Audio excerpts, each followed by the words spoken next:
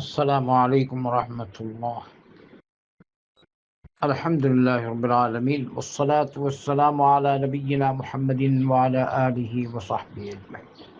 একটি হাদিস শেখ আলবানী রাহিমাহুল্লাহ একে হাসান বলেছেন আত-তারগীব ওয়াত-তারহীবে। এই হাদিসের শিরোনাম লিখেছেন নেক আমল আযাবুল কবর থেকে মুমিনকে রক্ষা করবে, রক্ষাকারী তো আল্লাহ এটা সবব বলবে। নেক আমল করলে আল্লাহ পাক আপনাকে কবরের আযাব থেকে বাঁচাবেন, রক্ষা করবেন, হেফাজত করবেন।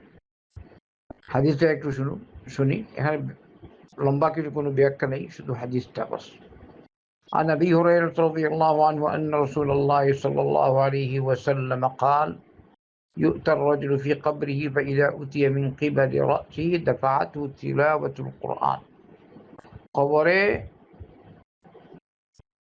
মানুষকে জিজ্ঞেস করা হবে, মানে মানুষের কাছে আসা হবে, কে আসবেন? ফেরেশতাগণ।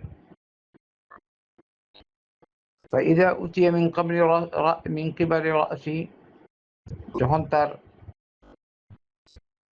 মাথার কাছ দিয়ে আসবেন তখন কোরআনের তিলাওয়াত তার হেফাজত করবে। দাফাতহু তিলাওয়াতুল কোরআন, বলবে আমার এদিকে তোমরা আসো না, কোরআন বলবে, মানে আল্লাহ কবর আযাব থেকে তাকে রক্ষা করবে। وإذا أتي من قبل يديه دفعته الصدقة, যখন তার দু হাতের দিক দিয়ে আসবেন তখন সাদাকা তাকে বাঁচাবে,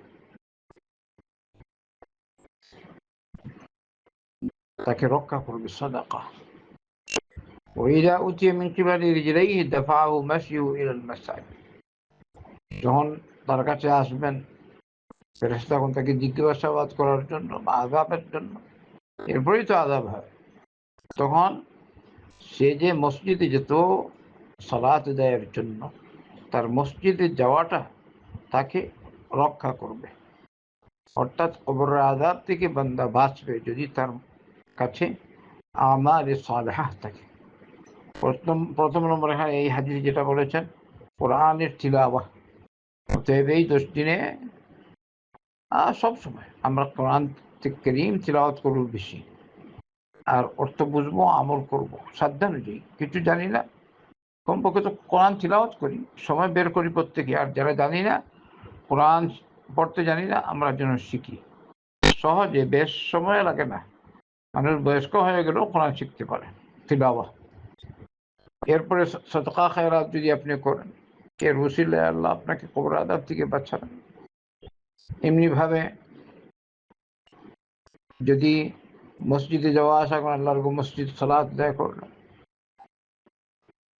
তো এই হাদিসের এই অংশ দ্বারা হয়তো কেউ বলতে পারে নারীরা তো মসজিদে যায় না, ছেলে তাদের এই উযুখানা যেহেতু আল্লাহর রহমত প্রশস্ত, তারা যে উদ্দেশ্যে সালাতে দাঁড়ান আল্লাহ সন্তুষ্ট লাভের জন্য, তাদের মসজিদ তাদের ঘর।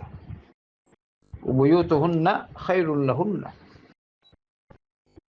যে জায়গায় যাওয়া মানে সালাত আদায়ের জন্য প্রচেষ্টা করে হাঁটাহাঁটি করা, এটাও তাদের কাজে আসবে।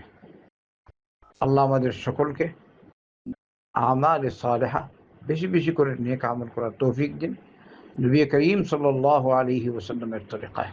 আল্লাহুম্মা সাল্লি ওয়া সাল্লিম ওয়া বারিক আলা নবিয়িনা মুহাম্মাদিন ওয়া আলা আলিহি ওয়া সাহবিহি আজমাইন।